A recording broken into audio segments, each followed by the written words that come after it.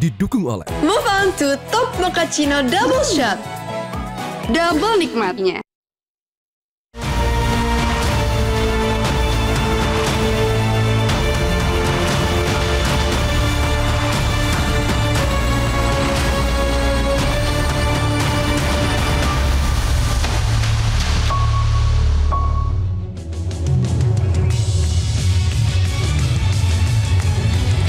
Selamat malam, pemirsa, inilah Top News segmen Top Ekonomi. Bank Dunia mengejutkan Indonesia.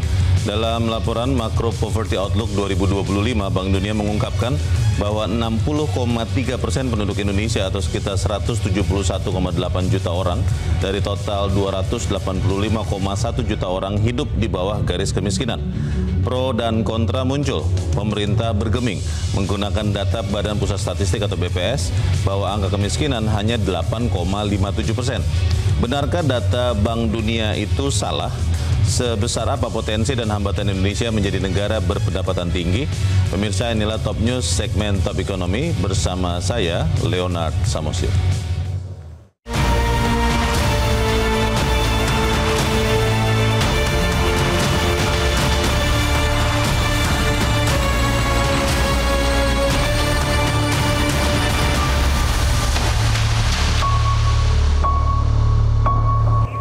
Ya pemirsa, apakah data Bank Dunia relevan bahwa 60% lebih orang Indonesia saat ini miskin? Benarkah 171,8 juta orang dari total 285 juta lebih penduduk Indonesia miskin? Langsung saja kita buka data Bank Dunia dalam laporan Macro Poverty Outlook 2025. Dalam laporan Macro Poverty Outlook bulan April 2025, Bank Dunia memberikan di halaman 16 khusus tentang Indonesia menyatakan 60,3% orang Indonesia atau 171,8 juta orang masuk kategori miskin. Bank Dunia menggunakan standar kemiskinan pengeluaran harian sebesar 6,85 dolar Amerika per kepala atau sekitar Rp113.000 per hari per kepala dengan kurs Rp16.500 per dolar. Bank Dunia memakai standar Rp113.000 karena Indonesia saat ini sudah mencapai status negara berpendapatan menengah atas atau upper middle income country di kisaran 4.466 hingga 13.845 dolar Amerika per kapita. Berapa pengeluaran orang di Indonesia sehingga masuk kategori orang miskin oleh Bank Dunia? Di mata Bank Dunia, orang miskin adalah orang yang berbelanja harian Rp113.000 per kepala per hari. Itu setara dengan pengeluaran per bulan sekitar 3,4 juta rupiah per kepala. Kalau gabungan suami dan istri, maka pengeluaran sebulan kita kalikan 2, 6,8 juta rupiah per hari, termasuk orang miskin menurut Bank Dunia. Jika suami istri punya 2 anak atau lebih, maka pengeluaran di atas 10 juta rupiah masuk kategori keluarga miskin. Di halaman 17, laporan Macro Poverty Outlook di bulan April 2025 tentang Indonesia, Bank Dunia membuat batas garis kemiskinan berdasarkan kategori pendapatan per kapita sebuah negara. Untuk negara kategori negara miskin, batas garis kemiskinan adalah pengeluaran 2,15 dolar atau sekitar Rp35.000 per kepala per hari. Untuk kategori negara berpendapatan menengah bawah, batas garis kemiskinan adalah 3,65 dolar atau sekitar Rp60.000 per kepala per hari. Dan untuk negara kategori pendapatan menengah atas atau upper middle income country, batas garis kemiskinan adalah pengeluaran harian 6,85 dolar atau sekitar Rp113.000 per kepala per hari. Sekarang kita cek di mana posisi Indonesia. Apakah Indonesia benar termasuk negara miskin? Menurut laporan Macro Poverty Outlook Bank Dunia April 2025, pendapatan per kapita atau GNP per kapita rata-rata rakyat Indonesia adalah Rp4.897 atau sekitar 80 juta rupiah per tahun.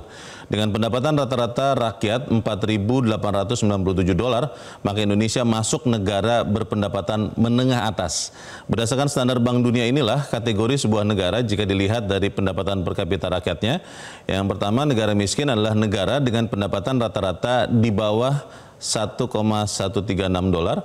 Yang kedua, negara berpendapatan menengah bawah atau lower middle income adalah negara dengan pendapatan rata-rata di antara $1.136 sampai dengan $4.465. Sementara negara berpendapatan menengah atas atau upper middle income adalah negara dengan pendapatan per kapita rata-rata rakyatnya antara $4.466 hingga $13.845 per bulan.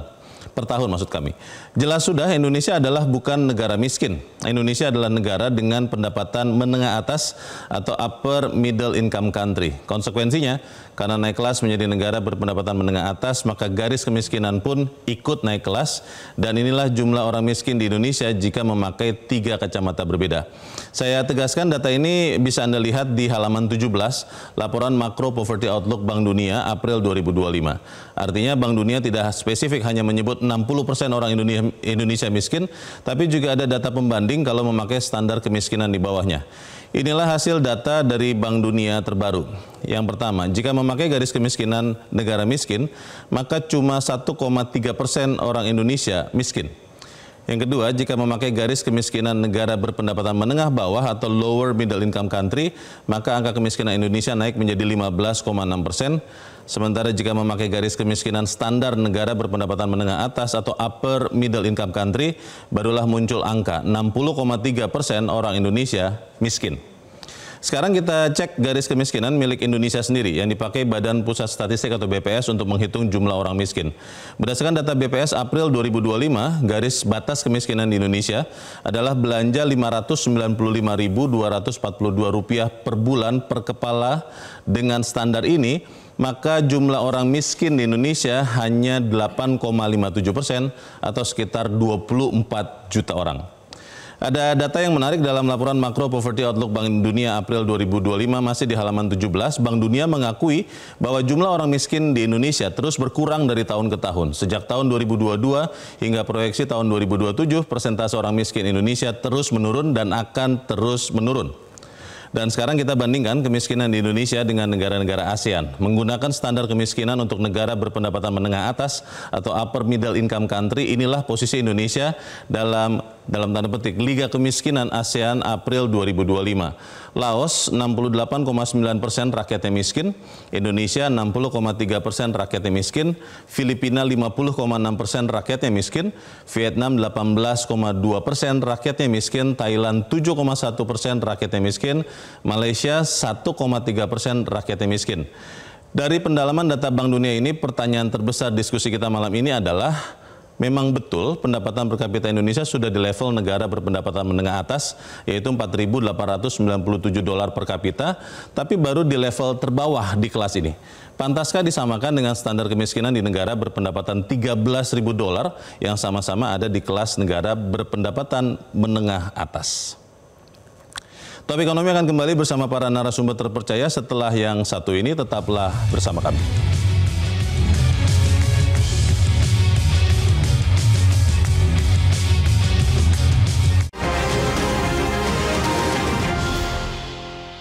Didukung oleh Move on to Top Mochaccino Double Shot.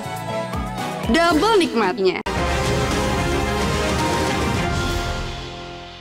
didukung oleh Move on to Top Mochaccino Double Shot. Double nikmatnya.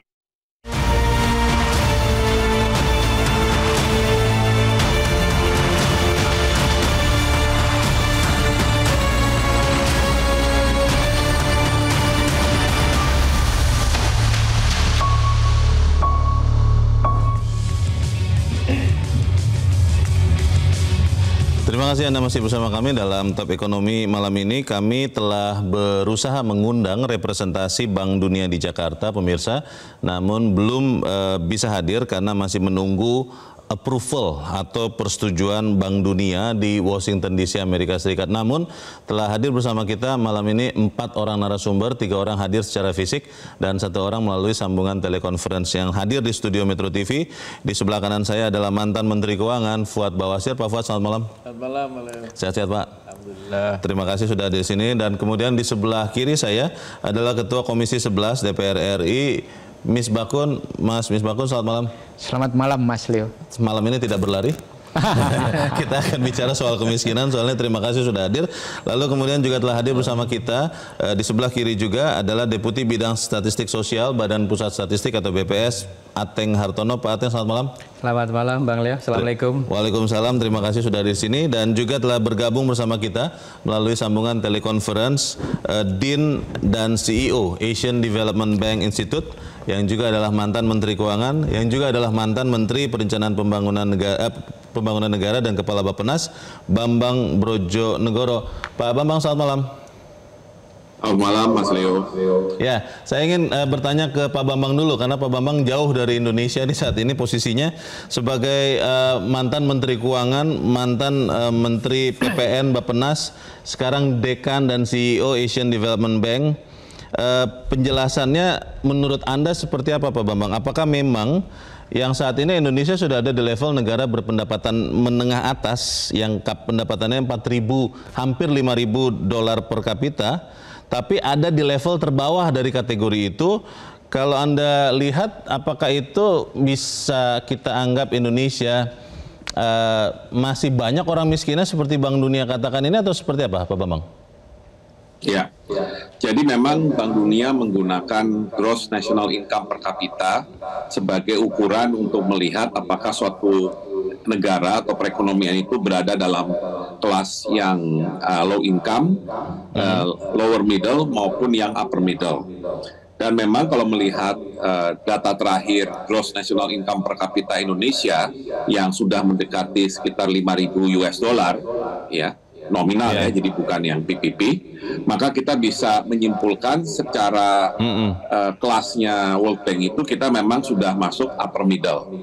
Tapi yang seperti tadi juga Mas Leo sudah sampaikan di awal, di dalam setiap kelas paling tidak yang lower middle dan upper middle, kita bisa melihat bahwa antara batas bawah dengan batas atas itu kira-kira batas atas itu 3 kali lipat dari batas bawah, Sehingga ketika batas bawah dari yang upper middle itu sekitar 4.000-an, 4.500, maka wajar sekali kemudian batas atasnya itu sudah mendekati 14.000. Nah, dari situlah kemudian kita bisa menyimpulkan memang Indonesia betul sudah masuk upper middle, dan tentunya kita ingat kita masuk upper middle itu sekitar tahun 2020 ya, 2019-2020 sebelum COVID. Kemudian waktu COVID kita sempat turun lagi ke lower middle sebentar waktu COVID. Ketika sudah selesai COVID 2022, kita kembali lagi kelas upper middle ya sampai hari ini. Tapi memang kalau dibandingkan dengan 37 atau 36 lah negara lain yang juga tergolong upper middle, kita memang pendatang baru ya, pendatang baru, sehingga dari segi income per kapita itu relatif menjadi jauh lebih rendah ya. Tadi kalau kita lihat perbandingan yang ASEAN tadi, sebenarnya akan lebih fair kalau perbandingannya cukup dengan Malaysia dan Thailand karena sama-sama di kelas upper middle. Sedangkan Laos itu ada di low income, kemudian atau lower middle, Filipina lower middle, Vietnam lower middle juga. Dan artinya apa? Artinya kita memang jauh di bawah Malaysia dan Thailand dalam konteks jumlah orang miskinnya, kita jauh di atas karena income per kapita Malaysia dan Thailand memang cukup jauh di atas kita. Ya, Thailand itu sudah mungkin sekitar 10 ribuan, Malaysia bahkan sudah sekitar 12 ribuan. Jadi artinya angka kemiskinan yang dihitung oleh World Bank itu memang menggunakan semacam median atau semacam ya, kayak semacam rata-rata lah ya, atau garis tengah dari para anggota di upper middle ya. Dan karena kita pendatang baru, wajar sekali kemudian banyak yang kaget ketika Bank Dunia menggunakan standar yang pengeluaran standar yang hampir dua kali lipat dari yang sebelumnya kita pakai ya. Karena kalau nggak salah yang BPS pakai itu kan, meskipun Bank Dunia menggunakan 3,65 dolar PPP, tapi barangkali yang BPS gunakan itu sekitar 3,3 US dollar PPP. Jadi wajar kalau kemudian jumlah orang miskinnya itu menjadi jauh sekali dibandingkan ketika kita masih menggunakan standar lower middle. Jadi Pak Bambang, kalau dengan bahasa yang sederhana ya Pak, karena tidak banyak juga sih yang mengerti statistik perhitungan atau standar kemiskinan ini Pak Bambang, yang Ada yang salah tidak di sini, Pak? Apakah memang karena Indonesia naik kelas tadi menjadi upper middle income country, akhirnya kita menjadi apa ya, negara termiskin di kategori itu, sehingga kemudian jumlah orang miskinnya jadi banyak menurut Bank Dunia, atau memang Bank Dunia ini yang salah nih? Bagaimana, Pak? Sebenarnya tidak ada yang salah, cuma yang beda adalah tujuan dari menyampaikan data tersebut. Jadi Bank Dunia menggunakan data 6,85 US dollar itu untuk membandingkan antara satu negara dengan negara lain di dalam kelas yang sama, yaitu upper middle income. Jadi dia menggunakannya tujuannya untuk perbandingan, komparasi, ya. Sedangkan yang dilakukan oleh BPS di Indonesia itu tujuannya adalah untuk menghitung berapa orang yang kebutuhan sehari-harinya, pengeluaran sehari-harinya masih di bawah kebutuhan dasar, ya. Jadi kalau saya coba bandingkan, yang Bank Dunia itu pendekatannya lebih relatif, artinya sebagai komparasi perbandingan. BPS menggunakannya dalam konteks absolut, ya, melihat siapa sih keluarga di Indonesia atau orang di Indonesia yang hidupnya masih di bawah standar kebutuhan minimal, ya, yang kebutuhan minimalnya dalam bentuk kalori maupun pengeluaran non makanan itu dihitung oleh BPS seperti yang tadi disampaikan Mas Leo. Baik. Terima kasih Pak Bambang. Saya ingin langsung ke Pak Ateng dulu. Pak Ateng, dengan secara sederhana yang tadi disampaikan Pak Bambang, kita masyarakat kan jadi bingung ini, Pak. Kalau memang BPS Anda menghitungnya berdasarkan kecukupan kebutuhan minimum, lalu ketika Bank Dunia tadi menggunakan perbandingan antar negara, jadi sebenarnya yang miskin itu yang mana itu, Pak? Tadi ya yang dikemukakan oleh Pak Bambang juga itu udah jelas bahwa kalau kita mengacu kepada Bank Dunia maka ini relatif untuk perbandingan yang global tadi. Nah kalau di kita ini kita penghitungan kemiskinan nasional. Nasional itu kita berdasarkan bagaimana menghitung kebutuhan dasarnya. Kebutuhan dasar kita dekati dari pengeluarannya. Pengeluaran yang dilakukan untuk makanan dan non makanan. Nah pengeluaran ini pengeluaran yang menjadi basic need atau kebutuhan yang sangat minimum diperlukan sekali agar yang kala tadi ya, yang makanan secara kalorinya itu memenuhi kebutuhan kalorinya 2100 kalori. Non makanan kebutuhannya itu kebutuhan minimum non makanan di situ. Kita motretnya di situ. Jadi sama-sama standarnya, tapi kita untuk secara di nasionalnya. Jadi standar Rp595.000 per bulan itu adalah kecukupan minimal. Kecukupan minimal untuk kebutuhan pengeluaran makanan dan non makanannya, yang dipotret dari garis kemiskinan di masing-masing provinsi, kemudian menjadi rata-rata garis kemiskinan di nasional. Sebagai contoh, kalau kita lihat di garis kemiskinannya di Papua itu 1 juta lebih, di Jakarta itu 800 sekian lebih, di daerah lain juga berbeda-beda sesuai dengan standar hidup kecukupan. Ya, makanan dan makanannya basicnya di masing-masing itu. Itu yang kita ukur dan itu sudah cukup lama diukurnya. Kalau data terakhir berarti menggunakan kecukupan ini Pak Ateng, berapa persen atau berapa banyak orang Indonesia miskin? 857. 8,57%. Maret ya, September 2024 kemiskinan kita 8,57%. Atau sekarang sekitar 24 juta yang masyarakat Indonesia berada di bawah garis kemiskinan. Di bawah garis kecukupan tadi ya, standar hidup minimum dari makanan dan makanan. Dan ini sudah kita lakukan cukup lama ini. Sudah apple to apple kita memperbandingkannya itu. Cukup lama itu berapa lama, Pak? Sejak 98 kita juga sudah melakukan penghitungan. Tahun 98? Iya, bahkan 78 juga kita melakukan penghitungan, 98 kita kemudian garis kemiskinannya diupdate, kemudian sampai sekarang kita bisa diperbandingkannya. Itu yang kita lakukan. Baik. Nah sebagai catatan kedua nih, nah kalau kita menghitung World Bank, kalau misalnya kecukupan gizi, kecukupan kalori itu kan kita akan lebih bagus sekali untuk menghitung pada desil bawah. Desil 1 sampai dengan desil 4. Nah kalau yang World Bank itu dia akan menghitung dari tadi pendapatan sebaiknya ya dihitung juga. Karena kalau misalnya semakin menengah ke atas maka dia punya saving yang cukup lumayan dan otomatis saving ini harus diperhitungkan juga dong dalam penghitungannya. Nah World Bank sendiri dalam melakukan penghitungannya kan gunakan pengeluaran yang Susenas juga. Jadi sama sebenarnya itu harapannya. Baik, saya ingin ke Pak Fuad dulu sebelum ke Mas Misbakun. Pak Fuad, kalau pakai standar Bank Dunia disebutkan 3 orang dalam satu keluarga, Pak, pengeluaran di atas 10 juta rupiah per bulan itu masih miskin. Menurut Anda ini realistis atau seperti apa, Pak? Ya memang kalau soal begitu itu sih relatif ya, tapi kan kita menggunakan data statistik itu kan harus seluruh merepresentasikan nasional seluruhnya gitu. Kalau dari sudut itu, ya saya rasa bisa dianggap cukup juga kalau memang seperti itu. Karena ini kan mulai tahun 78 tadi dibilang, memang benar 78 saya ingat betul itu mulainya itu. Terus 98 dijas lagi data itu. Nah itu kan data menurut versinya kita. Nanti ada data menurut versinya Bank Dunia. Oke. Ya kan?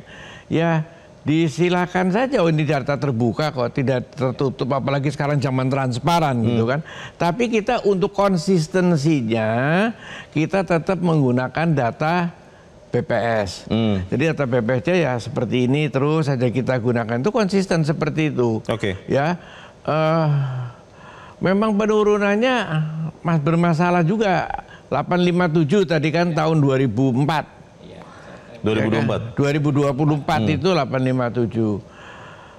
Tahun 2014 itu 10,96. 10 tahun ya. 10 tahun berarti cuma turun 2,39%. Memang untuk 10 tahun kemiskinan turun 2,39% itu ya terlalu rendah sebetulnya. Harusnya bisa lebih banyak diturunkan. Harusnya lebih banyak kalau gitu. Itu kan hampir ya 0,2% satu tahun kan. Itu memang terlalu rendah. Harusnya itu bisa ditingkatkan lah penurunannya, jangan seperti itu gitu kan. Tapi kalau angka-angka yang lain saya rasa ya ini karena terbuka ya silakan aja disampaikan, kecuali kita menutup, kita melarang atau apa enggak. Kita silakan. Dan pemerintah pilihannya adalah masih menggunakan data BPS sekarang ini. Ya, bisa saja pemerintah menggunakan data tambahan sampingan misalnya. Yang ini kalau menurut Bank Dunia begini ya disampaikan, tapi dengan penjelasannya sekaligus. Misalnya tadi ini upper middle income ini kan angkanya besar 4.000 sampai 14.000 gitu kan. Gede banget gitu kan. Ya, tapi ini kita baru awal betul daripada lapis bawah. Jadi mestinya segini. Itu kalau dijelasin begitu juga boleh gitu. Jadi sebenarnya tidak masalah menurut saya itu. Mas Misbakun, kalau masyarakat apalagi di Indonesia ini katanya suka sesuatu yang bombastis. 60% orang dari total orang Indonesia miskin itu bombastis itu. Kalau menurut Anda sebetulnya bagaimana kemudian pemerintah sebaiknya mengatakan kepada rakyat saat ini bagian dari kita yang masih miskin itu berapa? Bagaimana? Gini, kita harus menjelaskan secara real ke masyarakat itu, bukan mempertentangkan. Apa yang disampaikan oleh Bank Dunia itu adalah data yang terbuka. Apa yang disampaikan oleh BPS itu juga data yang terbuka. Yang paling utama di situ itu adalah bagaimana cara mengatasi kemiskinan. Cara mengatasi kemiskinan itulah justru yang paling penting. Paling pentingnya apa? Bahwa pemerintahan sejak lama konsentrasi bagaimana mengatasi kemiskinan.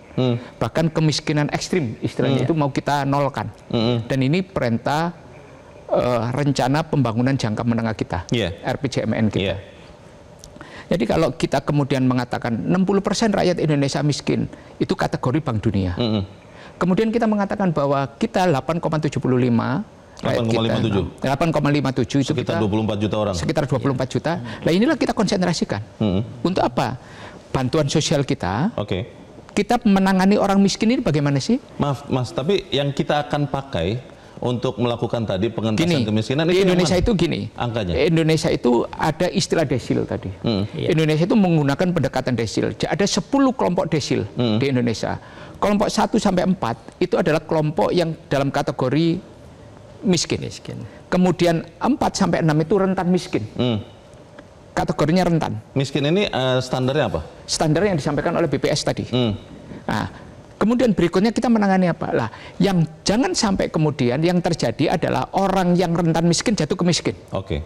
Justru kita entaskan orang yang masuk dalam desil 4 ini, yang desil 1 kalau bisa kita angkat, absolut ini kita hilangkan, dan kemudian yang desil 4 itu kita naikkan ke desil 5. Jangan yang desil 5 kemudian turun ke desil 4. Nah, inilah yang harus dilakukan oleh pemerintah ke depan. Termasuk yang dilakukan oleh pemerintah, Pak Prabowo ini cukup fair loh mengakui, dari 24 juta rakyat Indonesia yang miskin itu, ada 15 juta di antara mereka, itu anak-anaknya mereka itu susah mendapatkan sarapan pada saat sekolah.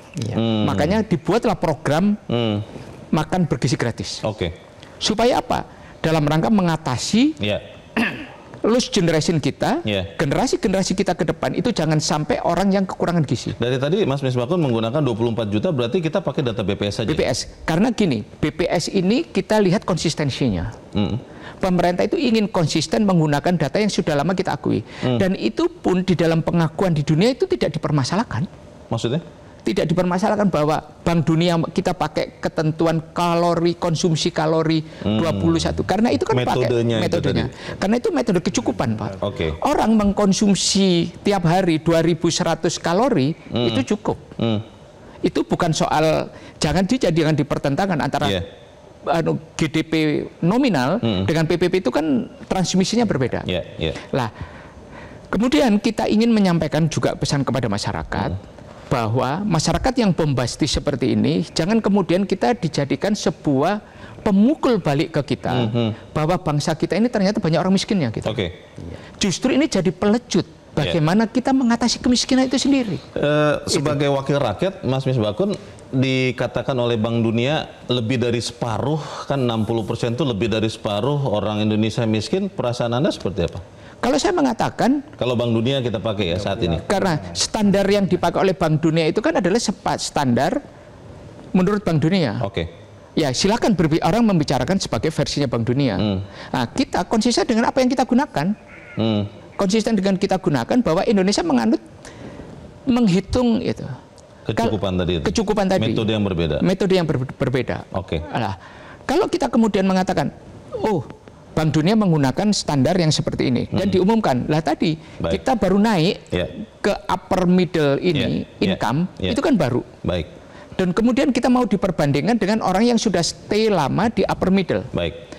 Upper middle kita pun itu kan masih dalam kategori yang ya entry point masuk gitu. Kita bicarakan soal kemiskinan ini Bapak pada malam ini karena kita kan mengerti juga ada yang namanya self-fulfilling prophecy. Ketika semua orang berpikir bahwa wah orang miskin kita banyak, lama-lama nanti kita benar-benar miskin. Apakah itu yang akan terjadi? Tetap bersama kami, Top Ekonomi segera kembali.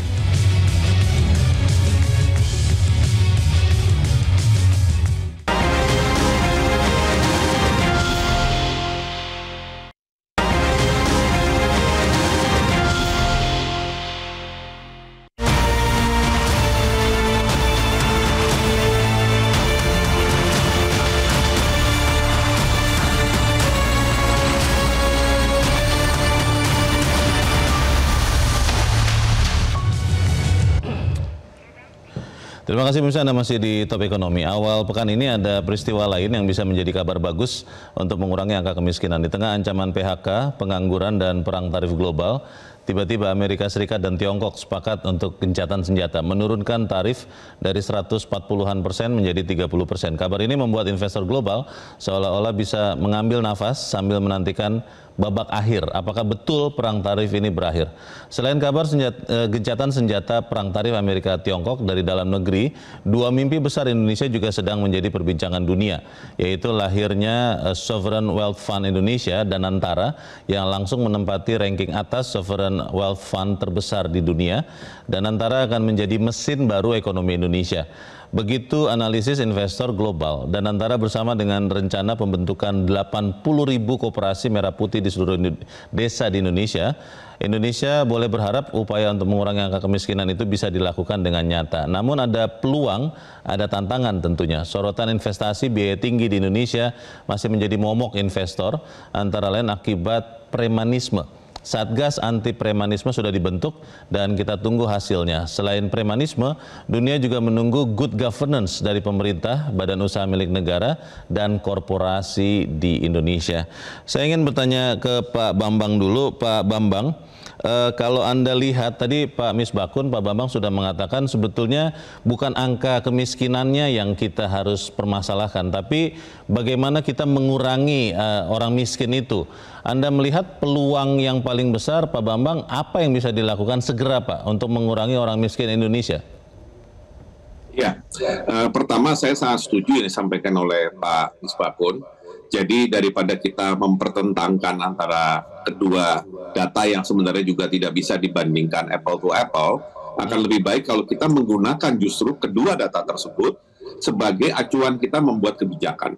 Jadi kalau kita perhatikan yang data dari BPS, ya, di mana jumlah penduduk yang hidup di bawah garis kemiskinan 8,57%, sedangkan di standar Bank Dunia itu adalah 60% lebih, maka kita bisa melihat bahwa ternyata kalau kita bagi kelompok pendapatan dalam masyarakat kita menjadi miskin, rentan miskin, kemudian ada yang aspiring middle class atau menuju kelas menengah, serta kelas menengah, maka bisa disimpulkan kalau menggunakan data World Bank, yang miskin, seluruh rentan miskin, dan separuh dari yang aspiring middle class, itu dikategorikan miskin menurut standar Bank Dunia. Nah, justru menurut saya ini adalah peluang kita untuk memperbaiki sistem untuk membantu masyarakat kita keluar dari jeratan kemiskinan. Kalau selama ini barangkali yang menjadi fokus adalah yang paling bawah, yaitu yang miskin atau sebagian dari rentan miskin yang dekat dengan garis kemiskinan, mungkin tidak ada salahnya kalau kemudian cara kita misalkan memberikan bantuan langsung tepat sasaran itu tidak hanya kepada kelompok tersebut, tetapi lebih luas. Jadi kepada yang 60% tersebut. Ya, jadi artinya kita juga harus sadar bahwa begitu kita masuk upper middle income, maka standar hidup juga akan berbeda. Dan itu harus kita ikuti. Ya, harus kita ikuti dalam pengertian cara kita untuk membantu orang keluar dari kemiskinan tidak bisa menggunakan business as usual, cara yang sudah biasa kita lakukan. Akan lebih baik kalau kita berpikir agak dengan sedikit terobosan, supaya pertama kita menggunakan pendekatan kemiskinan multidimensi. Jadi kemiskinan tidak hanya karena masalah pengeluaran di bawah standar, tapi juga kalau pendidikan, kesehatan, maupun beberapa basic needs lainnya juga berada di bawah standar. Ya. Kemudian yang kedua, sasarannya, ya, sasarannya. Jadi memang ini pasti membutuhkan APBN yang cukup besar. Tapi kan kita juga tahu bahwa selama ini juga ada subsidi yang tidak tepat sasaran, ya. Ada belanja-belanja yang barangkali kurang produktif. Nah, itu yang kemudian kita realokasikan dan kita fokus benar-benar agar 60% dari masyarakat kita itu paling tidak menerima suatu bentuk bantuan langsung dari pemerintah. Dalam bentuk yang dalam jumlah yang mungkin berbeda antar kelas, dan juga dalam bentuk pelayanan yang berbeda juga. Ya. Jadi artinya kita juga harus menyadari problem kita sekarang adalah kelas menengah kita juga menurun. Ya. Jadi boleh dikatakan sekarang kalau dilihat dari kelompok pendapatan, masyarakat kita itu numpuknya di aspiring middle class, ya. Yang kelas menengah turun ke aspiring, yang bawah memang naik tapi ya berhenti di aspiring itu. Nah, jadi barangkali strategi terbaik bagaimana kita memberikan dukungan dan bantuan yang tepat sasaran kepada kelompok yang aspiring middle class. Baik, Pak Misbakun berbagi pikiran yang sama dengan Pak Bambang atau seperti apa? Gini, pentingnya kita mengetahui angka-angka itu adalah bagaimana kita strategi mengatasi kemiskinan ke depan. Selama ini kita mengandalkan bantuan sosial hanya kepada kelompok desil 4 ke bawah. Miskin. Menjelak rentan miskin, kemudian aspiring itu, ini selama ini tidak. Kelompok rentan miskin ini kita cuma berikan subsidi dalam bentuk apa? Subsidi, yaitu subsidi BBM dan subsidi energi. Mereka tidak pernah menerima bantuan secara langsung. Nah, strateginya harus dirubah dong, supaya mereka ini tidak turun kelas. Bagaimana mereka naik? Contoh, apabila kemudian mereka ada lagi subsidi yang lainnya dalam bentuk transportasi mungkin. Kalau mereka naik MRT dan sebagai transportasi umum. Nah, inilah yang harus kita perbaiki. Tapi memang butuh anggaran yang besar. Karena apa? mereka tinggal rata-rata tinggal daerah Bekasi, daerah Tangerang atau Bogor, Depok dan sebagainya. Menuju tempat kerja dengan penghasilan yang rata-rata take home pay antara 7 sampai 10 juta nominal ya. Nominal ini kan juga butuh bantuan. Mereka tidak masuk dalam kategori miskin, tapi mereka sangat rentan. Nah, inilah yang sebenarnya kemudian strategi mengatasi, membantu mereka, bansos kita ini untuk mereka itu apa? Nah, kemudian yang rentan-rentan berikutnya, lah inilah kalau menurut saya scary effect yang dari COVID itu harus kita selesaikan. Entailnya apa? Ekornya mana? Ujungnya mana? Lah, inilah sebenarnya data dari Bank Dunia, data dari BPS itu sebaiknya kita konsolidasikan untuk mengatasi bagaimana kita membangun strategi ke depan mengatasi situasi yang ada. Mengentaskan orang miskinnya, terus menggunakan strategi berbeda, orang yang rentan miskin itu tidak jatuh desilnya, dan orang yang ada di menjelang itu kemudian keluar masuk kepada middle income. Karena apa? Kita juga mengalami problem middle income ini turun. LPS mengatakan yang tadinya orang punya sekitar 2,3 juta tabungan turun menjadi 1,8. Makan tabungan, mantap. Mantap.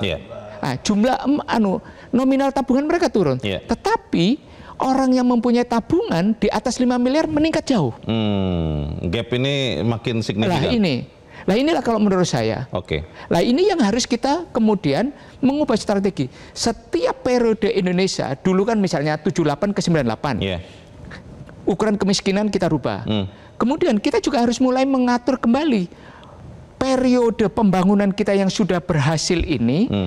Tentunya kita tidak boleh menggunakan cara yang sama untuk mengatasi persoalan yang sudah berbeda. Itu kalau menginginkan hasil yang berbeda. Seperti yang disampaikan oleh Pak Fuad tadi, kita harusnya membuat program bagaimana mengataskan kemiskinan itu harus lebih berhasil. Dan menurunkan jumlah orang miskin itu harus lebih itu. Saya ingin ke Pak Fuad soal angka kelas menengah yang berkurang signifikan ini, Pak. Yang tadi Pak Misbakun mengatakan sudah banyak yang makan tabungan. Itu bagaimana itu bisa diadres oleh pemerintah supaya kemudian tidak menambah orang miskin ya Pak Fuad? Pertama memang ya pemerintah mengadres ini yang paling penting dulu lah. Yang paling penting itu adalah satu, bagaimana mengurangi angka kemiskinan. Yang sekarang 8,57%, ya dalam 5 tahun ke depan atau 10 tahun ke depan, ya kalau bisa sih jangan turunnya kayak 10 tahun yang lalu kan cuma 2%. 2%, 10 tahun kan itu kayak nggak ngapa-ngapain sepertinya gitu kan. Nah, ini difokuskan kepada mana? Ya difokuskan dulu kepada orang yang anak sekolah yang makan bergizi gratis itu, anak sekolah, tapi harus lebih tajam lagi tuh menyeleksinya. Karena ada anak sekolah yang malah bukannya stunting, malah obesitas, ya kan? Ada sekolah gubuk-gubuk gitu kan, itu nggak dapat itu. Yang itu difokuskan supaya lebih yang stunting itu ini peperangan lebih diselesaikan dulu dan ini akan mengangkat dulu. Jadi satu objektif dulu lah dipenuhin gitu kan. Nah, itu dulu yang paling harus dipenuhin. Kalau soal angka ya terserah lah. Angka itu mau dipakai Bank Dunia, mau dipakai BPS, kita pakai BPS. Tapi ya kalau disampaikan dua-duanya silakan aja. Tapi yang penting penjelasannya jangan disesatkan. Penjelasannya mesti jelas lengkap. Baik, Pak Ateng singkat dulu Pak sebelum kita jeda. Tadi datanya 7 tahun 78 ke 98.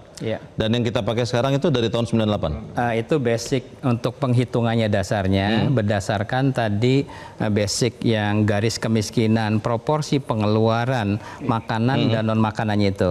Nah, tadi ada hal yang menarik sebenarnya yang Pak Misbahun dengan Pak Fuad katakan, bagaimana kita tadi mencermati selain miskin itu yang tadi porsi yang rentan miskin menuju kelas menengah. Pak Ateng, sebelum ke situ Pak, yang tadi yang pertanyaan saya, yang kita pakai sekarang itu angka tahun 98 terakhir. Enggak, angka dasar penghitungannya itu untuk garis kemiskinannya, basic need-nya itu jenis kelompok makanan dan bukan makanannya pakai 98. Ya. Ya, terus kita diupdate tetapi menggunakan dengan proporsi pengeluaran dan harga kondisi saat ini. Apakah 98 itu nanti akan segera direvisi, Pak? Iya, kita akan terus proses untuk menuju ke sana karena tadi proporsi untuk pengeluaran makanan non makanan sudah berubah dibandingkan 98. Ya. Itu yang kita lakukan. Supaya semakin mendekati kenyataan. Dan itu tahun 2021 sudah kita mulai. Kita mulai bahkan 2024 itu kemarin kita dengan FMS, Forum Masyarakat Statistik, kita terus untuk sudah mulai menyesuaikan. Iya, menyesuaikan ke sana. 20 tahun itu Pak Didas. Kita jeda dahulu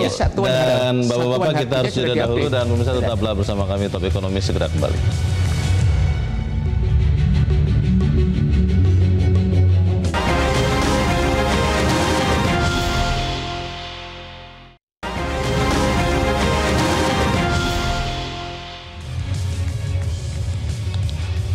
Kita ada di bagian akhir diskusi ini, Pak Bambang.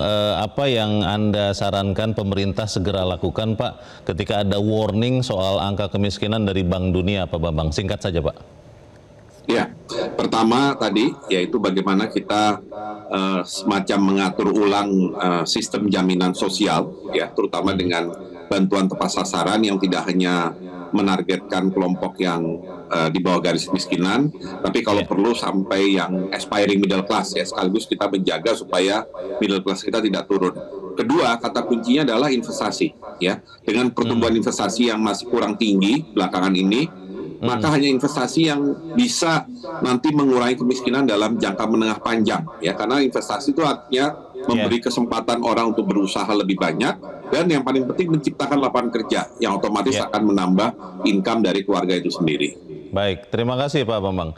Pak Fuad, belakangan yang dikeluhkan pengusaha, preman, dan berbagai hal, akhirnya ada PHK. Solusinya dalam waktu dekat apa, Pak?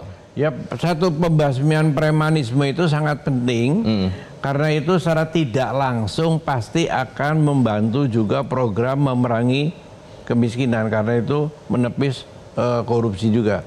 Kan banyak itu terjadi korupsi-korupsi karena premanisme itu. Jadi itu aja digalakin dan diseriusin oleh pemerintah. Makasih. Baik, terima kasih Pak Fuad. Pak Misbakun, yang disampaikan Bank Dunia ini akan ditindaklanjuti oleh DPR seperti apa? Gini, ini menjadi sebuah tantangan untuk menjadi negara maju yang seperti kita sampaikan di banyak forum, itu kita harus mengkonsolidasikan semua lini kita.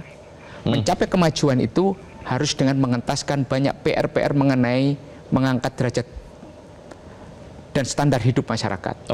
Diselesaikan dengan program pendidikan, pelayanan kesehatan, pembangunan infrastruktur, hilirisasi, ketahanan pangan, ketahanan energi, dan bagaimana memperkuat konsumsi dalam negeri dengan meningkatkan investasi. Baik, terima kasih. Pak Ateng, kembali lagi Pak, tadi penyesuaian standar itu terakhir tahun 98, rencananya kapan Pak akan disesuaikan lagi? Kita terus berproses, ini kita lakukan diskusi dengan para pakar, dengan Forum Masyarakat Statistik juga, dan kita karena tadi ya telah terjadi tadi pola konsumsinya. Dulu tahun 98 itu sebagian besar untuk makanan, sekarang sudah bergeser ke non makanannya, itu ya. Kemudian yang kedua sebenarnya kalau kami ini fokusnya misalnya bagaimana karakteristik atau profil kemiskinan itu sendiri. Ya, berdasarkan kota dan desanya, ini 11% kemiskinan itu ada di desa, kemudian kota itu 6,6%. Jadi artinya pola yang tadi ada dua bantuan sosial dan pemberdayaan ini harapannya bisa lebih memberdayakan misalnya di leveling desa tapi tetap kota akan dipertahankan. Demikian juga ketika kita mencermati misalnya berdasarkan sektornya. Ternyata yang miskin itu cukup banyak di sektor informal.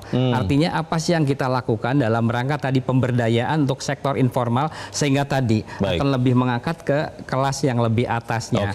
Pendidikan pun demikian. Baik. Kita harapkan itu bisa terjadi. Saya berterima kasih kepada para narasumber untuk malam ini dan pemirsa, demikianlah Top Ekonomi untuk malam ini. Kita berjumpa lagi Selasa pekan depan. Selamat malam. Sampai jumpa.